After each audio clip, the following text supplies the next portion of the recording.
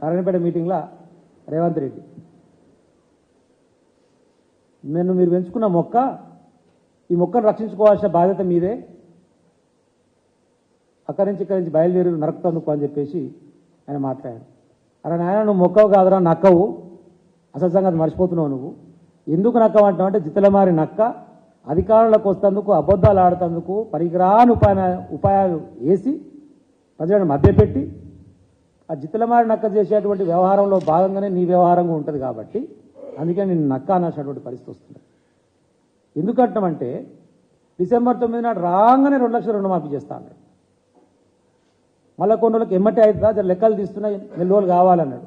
జనవరి 6వ తారీఖు మాట్లాడి, మళ్ళీ కొన్ని రోజులు కాగానే ఇప్పుడు కోడ్ వచ్చింది కదా అని చెప్పి నేను మాట్లాడి, రాసి పెట్టుకొని బాండ్ పేపర్ లెక్కనే ఇక జీవో ఇచ్చినట్టుగానే అనుకోరి 15 ఆగస్టు నాడు పక్కా చేసుడే అన్నాడు. మరి 15 ఆగస్టు నాడు కూడా స్థానిక